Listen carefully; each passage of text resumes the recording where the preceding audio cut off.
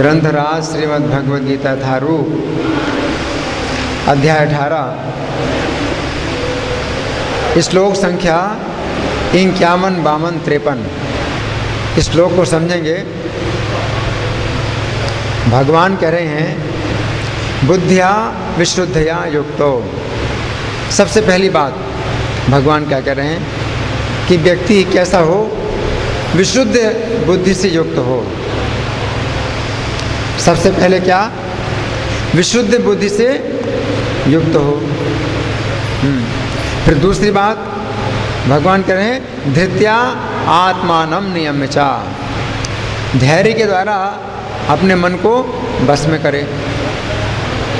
पहली बात है विशुद्ध बुद्धि से युक्त होना चाहिए व्यक्ति को, अशुद्ध बुद्धि नहीं होना चाहिए। और विशुद्ध बुद्धि का मतलब क्या है कि एकमात्र कृष्ण ही ईश्वर हैं और बाकी सब सेवक हैं। जिसकी बुद्धि विशुद्ध है तो वो क्या समझता है कि एकमात्र कृष्ण ही ईश्वर हैं, स्वामी हैं और भोक्ता हैं और बाकी सब भृत्य हैं, सेवक हैं। तो ये बुद्धि विशुद्ध है। तो ऐसी विशुद्ध बुद्धि से युक्त होकर के और धैर्य से अपने मन को बस में करके, मन को बस में करने के लिए धैर्य की बहुत आवश्यकता है। फिर तीसरी बात भगवान कह रहे हैं शब्दादीन विषयांश त्यक्त्वा, शब्द आदि विषयों का त्याग करके। शब्द आदि विषय यानी इंद्रिय तृप्ति के विषय। शब्द ये कानों की इंद्रिय तृप्ति के लिए कुछ विशेष शब्द होते हैं, संगीत होता है, तो उनको त्याग करके। उसी प्रकार से शब्द स्पर्श भी एक विषय है, त्वचा इंद्रिय का विषय है, इसका भी त्याग करना है।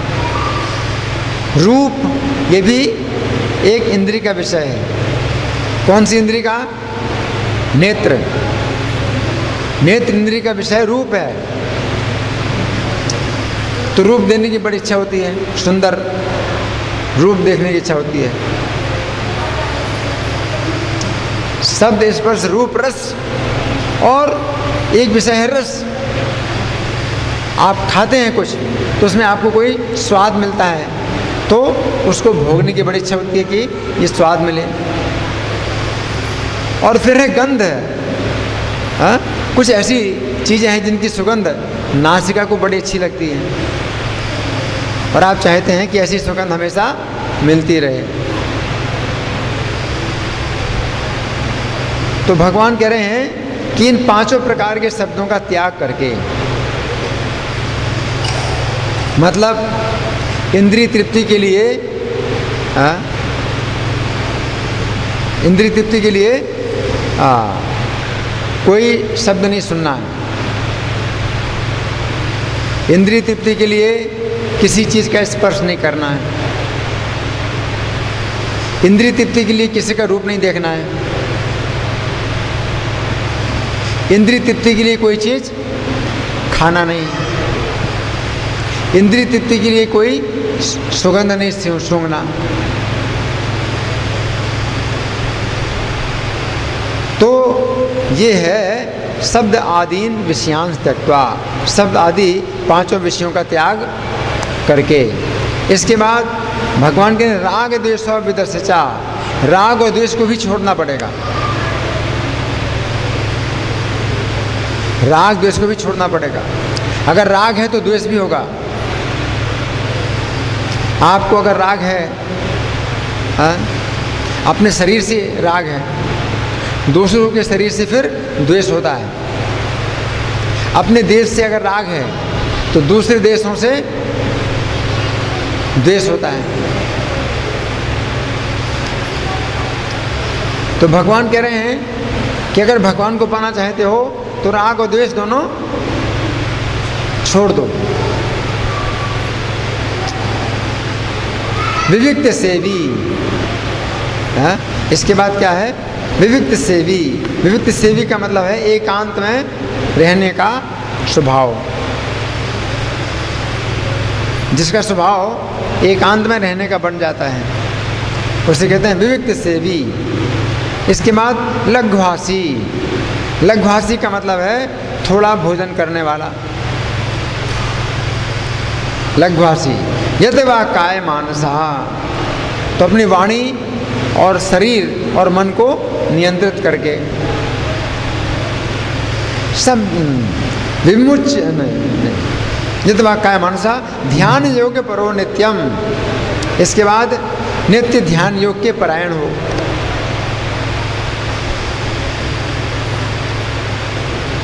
ध्यान योग परो नित्यम वैराग्यम समुपाश्रिता, और वैराग्य का भी उसे आश्रय लेना है। फिर क्या त्यागना है? अहंकारम बलम दर्पम कामम क्रोधम परिग्रहम। 6 चीज़ें त्यागना है। पहली चीज़ क्या है? अहंकार त्यागना है। दूसरी चीज़ बल त्यागना है। तीसरी चीज़ दर्प त्यागना है। चौथी चीज़ काम छोड़ना है। पांचवी चीज़ है क्रोध, क्रोध से भी मुक्त होना है। और छठवीं चीज़ है परिग्रहम, परिग्रह से भी मुक्त होना है। विमुच्य निर्ममः शांतो ब्रह्म भूयाय कल्पते। तो अगर कोई व्यक्ति इन 6 चीज़ों से मुक्त हो जाता है,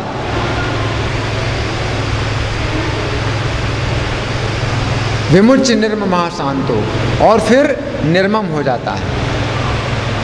निर्मम का मतलब है कि मम ना, मम ना यानी मेरा नहीं, उसे कहते हैं निर्मम। किसी भी चीज़ में वो मेरा का भाव नहीं रखता।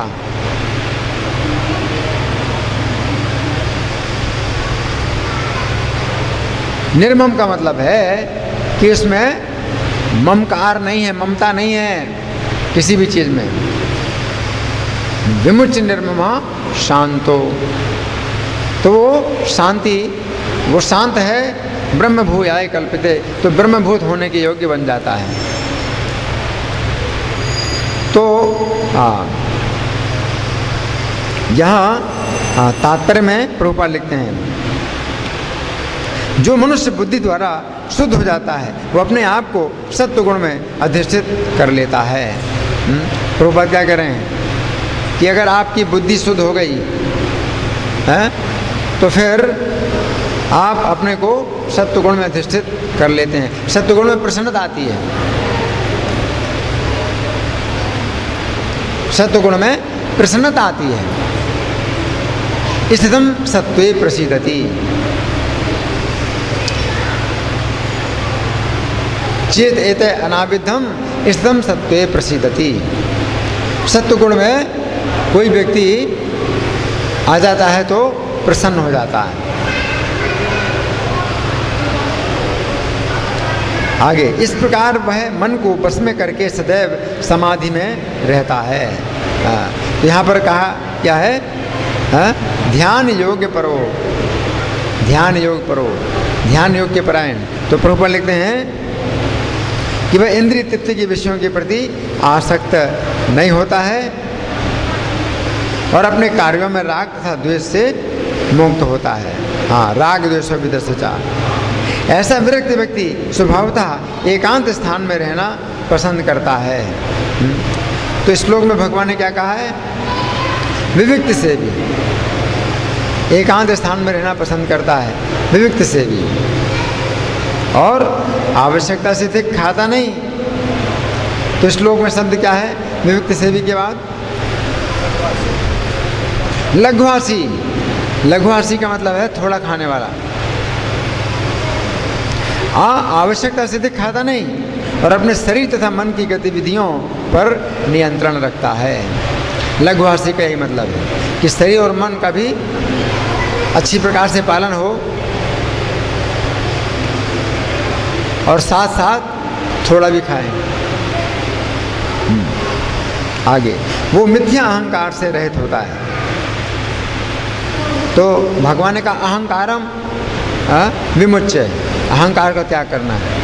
लेकिन प्रभुपाद क्या लिखते हैं, वो मिथ्या अहंकार से रहित होता है क्योंकि वो अपने को शरीर नहीं समझता। अहंकार का त्याग करना, अहंकार का त्याग करने का मतलब क्या है कि मैं ये शरीर हूँ, इस भाव का त्याग करना है। यहाँ अहंकार का मतलब वो नहीं है घमंड। यहाँ पर अहंकार का मतलब क्या है, अपने को शरीर नहीं समझना। अहंकारम, इसके बाद क्या है, बलम, है ना। तो प्रभुपाद लिखते हैं ना ही वह अनेक भौतिक वस्तुएं स्वीकार करके शरीर को स्थूल और बलवान बनाने की इच्छा करता है, बल को भी त्याग देता है। अहंकार को त्याग दिया, अब बल को भी त्यागना है। पहले अहंकार को त्यागना है। अहंकार को त्यागने में बड़ा कष्ट होता है क्योंकि कई जन्मों से ये भाव बना हुआ है कि मैं ये शरीर हूँ।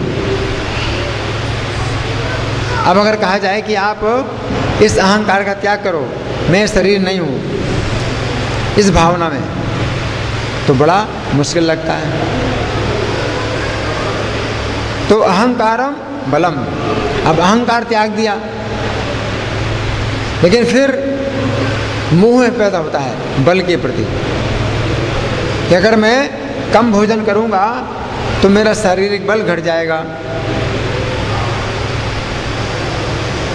तो प्रभुपाद लिखते हैं कि ना ही वो अनेक भौतिक वस्तुएं स्वीकार करके शरीर को स्थूल तथा बलवान बनाने की इच्छा करता है। यह भी एक मोह है। क्या मोह है? कि मैं अच्छी अच्छी चीज़ें खाऊं और शरीर अच्छा बलिष्ठ बन जाए। ये एक मोह है। अहंकार के बाद बल भी त्यागना है, बल भी त्यागना है। आपको थोड़ा भोजन करना है, उससे बल अगर घट जाए तो कोई बात नहीं, चिंता नहीं करना। तो प्रभु लिखते हैं ना वो अनेक भौतिक वस्तुएं स्वीकार करके शरीर को स्थूल तथा बलवान बनाने की इच्छा करता है। चूंकि वो देहात्म बुद्धि में लीन होता है, अतएव वो मिथ्या गर्व नहीं करता। क्षमा करना, चूंकि वो देहात्म बुद्धि से रहित होता है, देह को आत्मा मानने की गलती नहीं करता है, इसलिए मिथ्या गर्व से भी रहित है। हाँ, यहाँ पर कहा है दर्पम, वो दर्प से रहित है, मिथ्या गर्व से रहित है। इसके बाद कामम, दर्पम के बाद है कामम, काम का परित्याग करना। तो प्रभु लिखते हैं भगवत कृपा से उसे जितना कुछ प्राप्त हो जाता है उसी से वो संतुष्ट रहता है। इसका मतलब काम का परित्याग कर दिया। भगवान की कृपा से जो कुछ मिला उसी में संतुष्ट होना, तो इसका मतलब क्या है? काम का परित्याग कर दिया। कामम के बाद क्या है शब्द? आप देखिए क्रोधम, क्रोध का भी त्याग करना है। तो प्रभु लिखते हैं और इंद्रिय तृप्ति ना होने पर कभी क्रोध नहीं होता। इंद्रिय तृप्ति ना होने पर कभी क्रोध नहीं होता। क्रोध का त्याग करना है। इसके बाद क्या शब्द है? परिग्रह, परिग्रह का त्याग करना है। तो प्रभु लिखते हैं ना ही वो इंद्रिय विषयों को प्राप्त करने के लिए प्रयास करता है। इंद्रिय विषयों के वस्तुओं को प्राप्त करने का प्रयास नहीं करता है। आगे इस प्रकार से वो मिथ्या अहंकार से पूर्णतया मुक्त हो जाता है, तो वो समस्त भौतिक वस्तुओं से विरक्त बन जाता है। और यही ब्रह्म साक्षात्कार की अवस्था है। ये ब्रह्मभूत अवस्था कहलाती है। जब मनुष्य देहात्म बुद्धि से मुक्त हो जाता है तो वह शांत हो जाता है और उसे उत्तेजित नहीं किया जा सकता। इसका वर्णन भगवद गीता में 2:70 इस प्रकार हुआ है। आपूर्यमाणम अचल प्रतिष्ठम समुद्रमापः प्रविशन्ति तद्वत् कामा यं प्रविशन्ति सर्वे स शान्तिमाप्नोति न काम कामी। जो मनुष्य इच्छाओं के अनवरत प्रवाह से विचलित नहीं होता, इसे कहते हैं शांत। कैसा शांत है? सशांति मापनोति, वो शांति प्राप्त करता है। तो क्या शांति का सूत्र क्या है? आपूर्यमाणम अचलय प्रतिष्ठम। जो समुद्र है उसमें बहुत सी नदियों के जल प्रवेश करते हैं। आपूर्यमाणम का मतलब है निरंतर उसको भरा जाता है। और अचलय प्रतिष्ठम, और समुद्र की जो नाप है वो बदलती नहीं है। समुद्र में जो पानी का स्तर है वो बदलता नहीं है, जबकि बहुत सी नदियाँ समुद्र में गिरती हैं।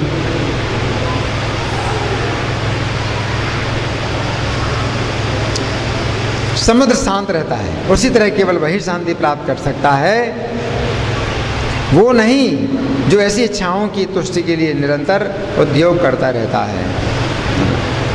तो यहाँ प्रभुपाद का तात्पर्य समाप्त हुआ।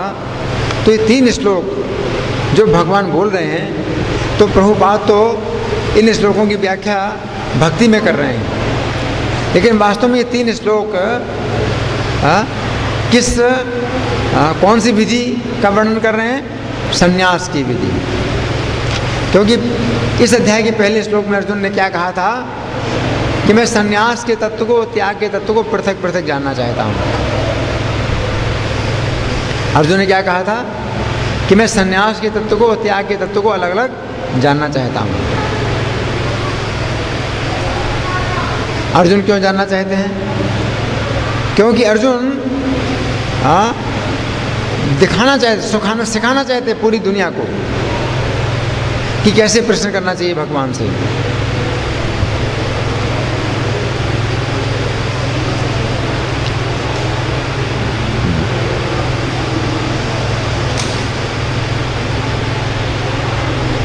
तो समुद्र में जिस प्रकार नदियों के जल निरंतर भरते जाते हैं, लेकिन समुद्र भरता नहीं है, समुद्र में बाढ़ नहीं आती है, तो उसी प्रकार से वो व्यक्ति जो है शांत रहता है।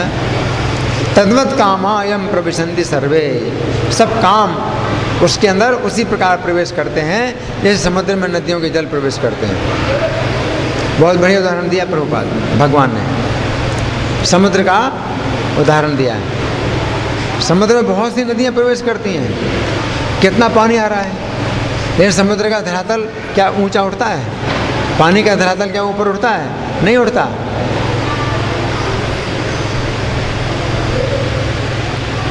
नहीं तो समुद्र में बाढ़ आ जाएगी। आप सोचिए, इतनी नदियों का पानी समुद्र में लगातार गिर रहा है, तो अगर सोचें तो आपको बड़ी चिंता होगी। हजारों नदियों का पानी समुद्र में गिर रहा है, लगातार गिर रहा है। तो आपको क्या लगता है, पानी का स्तर तो बढ़ेगा, और फिर कितना बढ़ेगा पानी का स्तर? डुबा देगा, सबको डुबा देगा, लेकिन नहीं बढ़ता। ये समुद्र की विशेषता है। तालाब में अगर पानी प्रवेश करता है तो तालाब में बाढ़ आ जाएगी,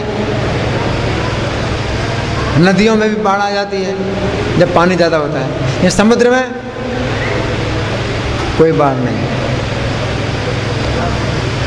तो भगवान क्या कह रहे हैं कि अगर कोई व्यक्ति समुद्र की तरह हो और उसके सामने विषय भोग की वस्तुएं आती हैं और लगातार आ रही हैं और वो विचलित नहीं होता है, तो उसकी तुलना समुद्र से की जाएगी कि समुद्र में कितनी नदियों का पानी प्रवेश कर रहा है, लेकिन तो भी समुद्र का धरातल नहीं बढ़ रहा।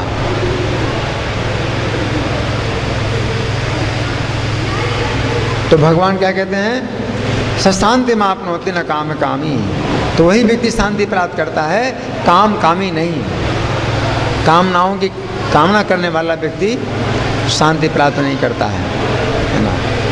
तो ये जो श्लोक है, 3 श्लोक हैं, ये वास्तव में संन्यास की विधि का वर्णन कर रहे हैं। अर्जुन ने कहा था मैं त्याग और संन्यास की विधि का अलग अलग तत्व जानना चाहता हूँ। बातें नहीं, आपस में कोई बातें नहीं करेगा। अपने बच्चों को संभालिए, बच्चे भी शोर नहीं करेंगे और आपस में कोई बातें नहीं करेगा। तो भगवान ने त्याग का तत्व अलग कहा और संन्यास का तत्व अलग कहा। इस अध्याय के 48वें श्लोक तक भगवान ने त्याग का तत्व बतलाया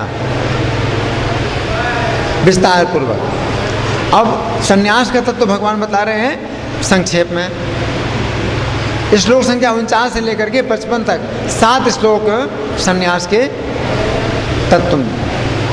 तत्व में भगवान ने बोले। तो संन्यास का जो तत्व है ये भगवान संक्षेप में क्यों बता रहे हैं? बहुत कठिन है? क्योंकि इसमें भगवान ने क्या बताया है? विविक्त सेवी, एकांत में रहना।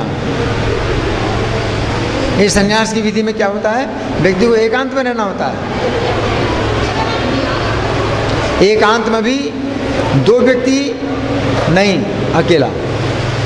एकांत भी हो कैसा कि दूसरे व्यक्ति साथ ना हो, बिल्कुल अकेले। तो ये संभव नहीं।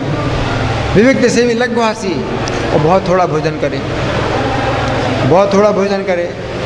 हाँ, जैसे प्राचीन काल के जो ऋषि मुनि होते थे तो जंगल में जाते थे तो अन्न थोड़ी उगाते थे, अन्न नहीं उगाते थे। क्यों?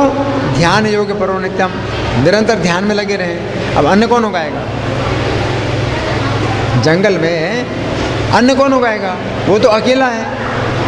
योगी एकांत में और वो भी अकेला है और ध्यान योग में हमेशा लगा रहता है। अब अन्न कौन उगाएगा? तो अन्न नहीं उगाया जाता। जो वैसे मिल जाता सूखा पत्ता है वही खा करके रहेगा, पानी पी करके रहेगा या हवा पी करके रहेगा।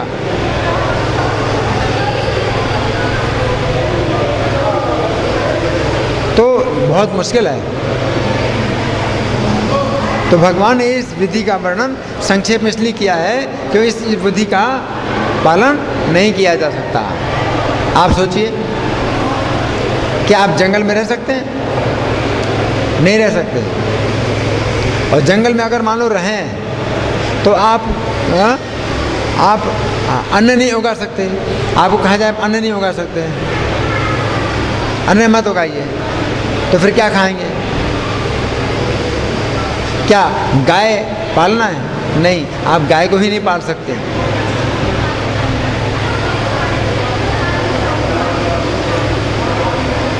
और एकांत में रहना है और ध्यान योग के परायण होना है। तो फिर सूखे पत्ते मिले या जो है पानी मिले या कुछ फल मिल जाए, बस वही खाना है। तो इस जीवन में बहुत कठिनाई है, इसलिए भगवान ने इस विधि का संक्षेप में वर्णन किया। लेकिन कोई व्यक्ति गृहस्थ रह करके भगवान की भक्ति में लगता है तो उसका ज़्यादा गुण माना जाता है।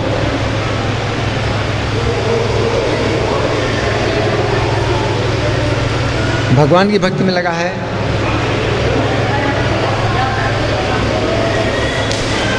तो वो ज़्यादा बड़ा गुण है।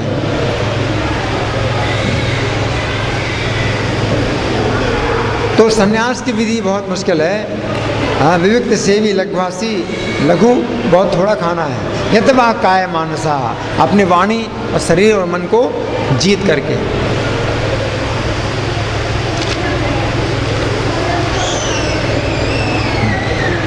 वैराग्यम समुपाश्रिता, वैराग्य का पूरा अवलंबन लेकर के। और इन सब चीज़ों का त्यागना है। अहंकारम, बलम, दर्पम, कामम, क्रोधम, परिग्रहम, इन सब को त्यागना है। तो ये सब जो है कुछ बातें हैं जिनकी हम चर्चा कर रहे थे। आप लोगों की ओर से कोई प्रश्न है या कोई चर्चा है, या मैं प्रश्न करूं?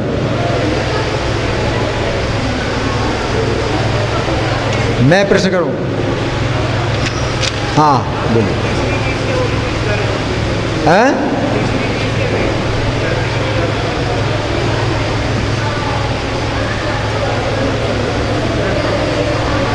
हरी बोल। हाँ लीजिए, बोलो, इसमें बोलो।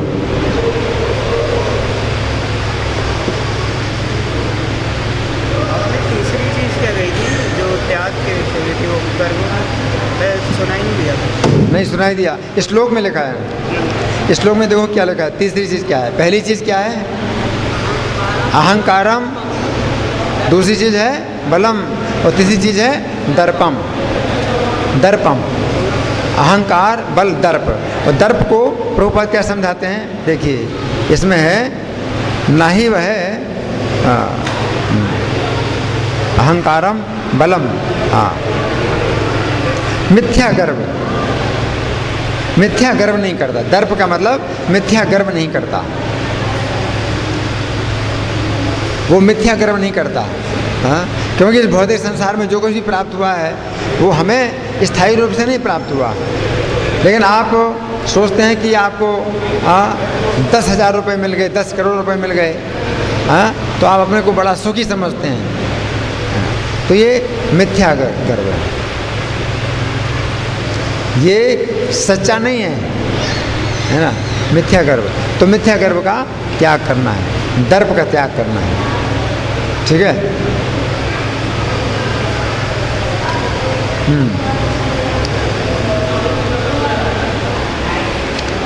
तो मैं बता रहा था कि ये 18वें अध्याय में ये जो श्लोक हैं ये संन्यास की विधि का वर्णन कर रहे हैं। संन्यास की विधि का वर्णन कर रहे हैं। अब मैं प्रश्न पूछ रहा हूँ कि गीता के 18वें अध्याय के पहले श्लोक में अर्जुन ने क्या प्रश्न किया था भगवान से? कौन बताएगा?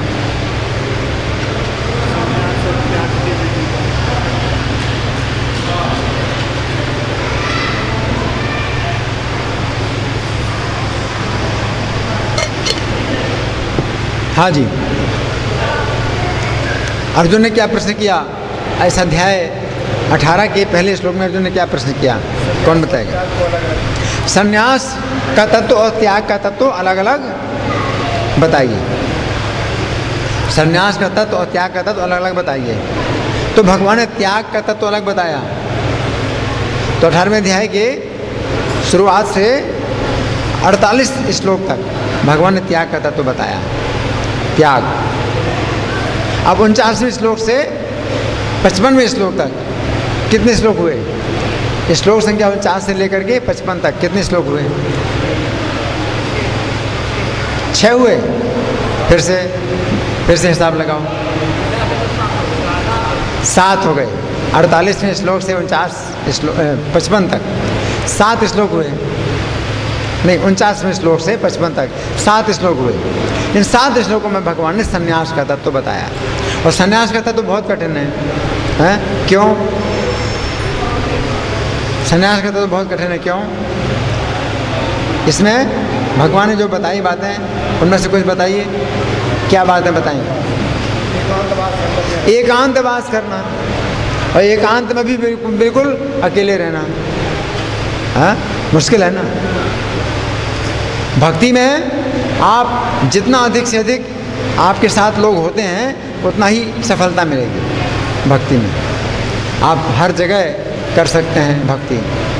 लेकिन संन्यास का जो तत्व है उसमें आपको एकांत में रहना है। एक ये कठिन है। विविध सेवी, इसके बाद लघुवासी, थोड़ा खाना। इसका मतलब क्या है? आप बिल्कुल अकेले रहेंगे तो अन्न भी पैदा नहीं कर सकते। क्या खाओगे फिर? पत्ते खाएंगे या कुछ फल खाएंगे और या पानी पिएंगे। लघुवासी तो इतना कठिन है। संन्यास करते तो बहुत कठिन है। यद वा काय मानसा, वाणी मन और शरीर को बस में करो, वाणी को बस में करो। तो वाणी बस में नहीं होती, कुछ ना कुछ मुंह से निकलता रहता है, फालतू की बातें निकलती रहती हैं। शरीर बस में नहीं होता है, अपना शरीर भी बस में नहीं होता है। शरीर भी इंद्रिय तृप्ति चाहता है, मन भी बस में नहीं होता है, मन में भी इंद्रिय तृप्ति की बहुत कामना है। तो इस तरह से संन्यास का जो तत्व है वो भगवान ने संक्षेप से बतलाया है।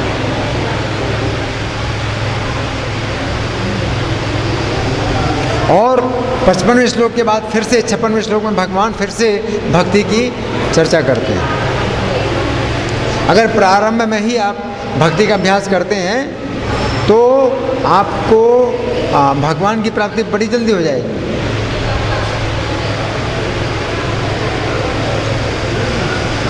इसलिए बुद्धिमानी यही है कि बचपन से ही भक्ति का अभ्यास करना चाहिए।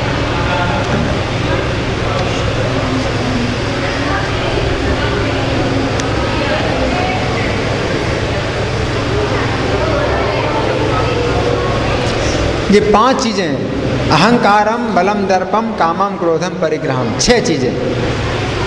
6 चीज़ें क्या क्या हैं जो त्यागना है? पहला क्या है? अहंकारम, अहंकार को त्यागना है। अहंकार का मतलब क्या है? हाँ, अपने को शरीर समझना। अहंकार का मतलब है अपने को शरीर समझना। तो प्रभुपाद लिखते हैं वो मिथ्या अहंकार से रहित होता है क्योंकि वो अपने को शरीर नहीं समझता। एक मिथ्या अहंकार बना हुआ है हमारे अंदर। मिथ्या अहंकार क्या है? कि मैं ये शरीर हूँ। ये मिथ्या अहंकार है कि मैं ये शरीर हूँ। शरीर आपका वस्त्र की तरह है जो बदलता है। जैसे आपके वस्त्र रोज बदलते हैं, आपके शरीर जिस प्रकार से आपका शरीर रोज नहीं बदल रहा है लेकिन वस्त्र रोज बदल रहे हैं, उसी प्रकार से आत्मा का जो वस्त्र है वो शरीर है। तो आत्मा नहीं बदलती है और शरीर बदलते हैं।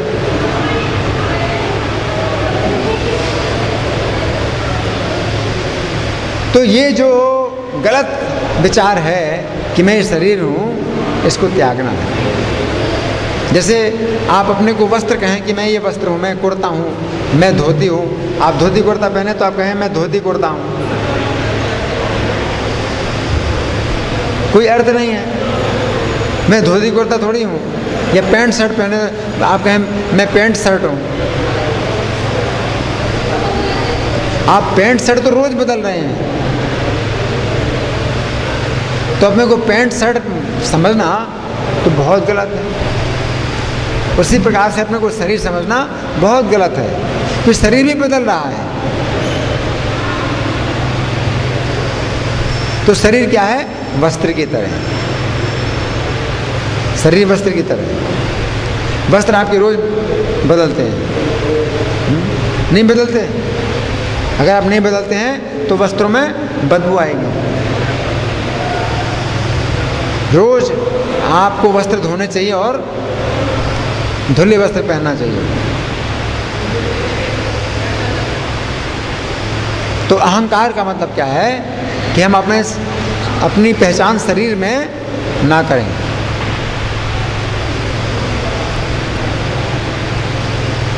अहंकारम बलम। और फिर दूसरी बात बलम। बलम का मतलब क्या? बल का भी त्याग करो। मतलब पहली बात है अपनी पहचान शरीर से ना करो, तो फिर लगता है कि ठीक है हम शरीर तो नहीं है, इस शरीर में जो बल हमें आ रहा है इसके लिए हमें उतना तो खाना पड़ेगा जिससे कि बल बना रहे। तो बल के प्रति हमारी बड़ी ममता होती है कि बल हमारा घटे नहीं, और इस चिंता में आप ज़्यादा खाते हैं। कि बल बढ़े बल बढ़े। तो अगर आप मृत्यु से पहले इन चीज़ों का त्याग कर लें,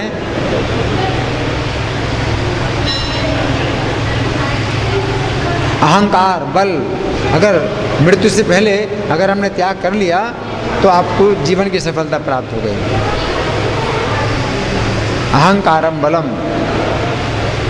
कि जंगल में कोई व्यक्ति है और अन्न नहीं खाता है तो बल फिर थोड़ी उतना रहेगा। अन्न खाने से तो बल आता है, और अन्न छोड़ देंगे और वो भी थोड़ा खाएं, जो पत्ता है या फल वो भी थोड़ा खाएं, तो शरीर में फिर कहाँ बल रहेगा? तो बल को भी छोड़ना पड़ेगा। आपको बल के अंदर भी, बल के प्रति भी ममता को त्यागनी पड़ेगी। अहंकारम बलम दर्पम, और दर्पम का मतलब है मिथ्या गर्व नहीं करना। इसके बाद कामम, कामम को प्रभुपाद क्या लिखते हैं कि भगवत कृपा से उसे जितना कुछ प्राप्त हो जाता है उसी से ही संतुष्ट रहता है, यानी काम का त्याग कर दिया। कामम, हमारे अंदर कामना होती है, और मिले और मिले, एक काम को त्याग कर दिया। इसका मतलब भगवत कृपा से उसे जितना कुछ प्राप्त हो जाता है उसी से वो संतुष्ट रहता है।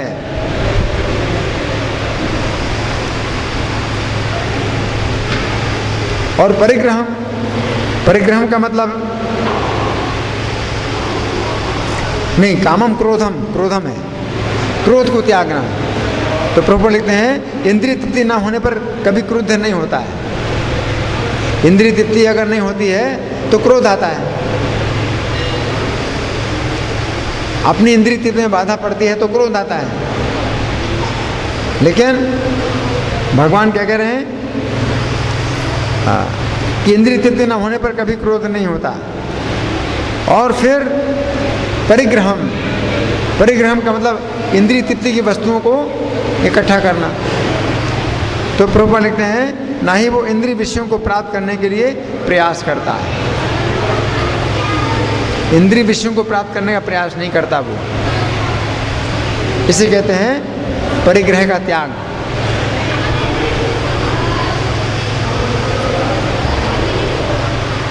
विमुच्य निर्ममा, निर्ममा का मतलब क्या है? निर्मम हो जाना। निर्मम शब्द का प्रयोग होता है कठोरता के अर्थ में भी, कि बहुत कठोर, लेकिन यहाँ पर वो कठोरता नहीं है।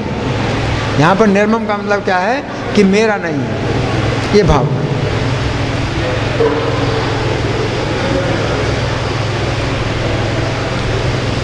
इदम नमम, ये मेरा नहीं है, कोई भी चीज़ मेरी नहीं है।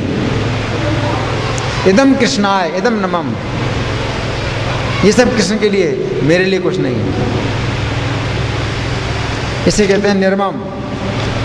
निर्मम का मतलब वो कठोर नहीं होता है, जैसे दूसरों को वो तंग करता है और फिर हंसता है तो उसको निर्मम कहते हैं कि भाई बड़ा निर्मम है। लेकिन यहाँ पर निर्मम उस अर्थ में प्रयोग नहीं हो रहा है कि वो अनावश्यक किसी को तकलीफ पहुँचाए। निर्ममो शांतो, शांत। तो प्रभुपाद लिखते हैं कि जब मनुष्य देहात्म बुद्धि से मुक्त हो जाता है तो वो शांत हो जाता है, उसे उत्तेजित नहीं किया जा सकता। देहात्म बुद्धि से मुक्त हो जाए तो शांत हो जाता है और फिर उत्तेजित नहीं किया जा सकता। तो इस बात को हमें समझना चाहिए। धन्यवाद। ग्रंथराज श्रीमद् भगवद गीता की जय। जगत गुरु शिला प्रभुपाद की जय। श्री श्री राधा पार्थ सारथी ललिता विशाखा गौरदाई सीताराम लक्ष्मण हनुमान की जय।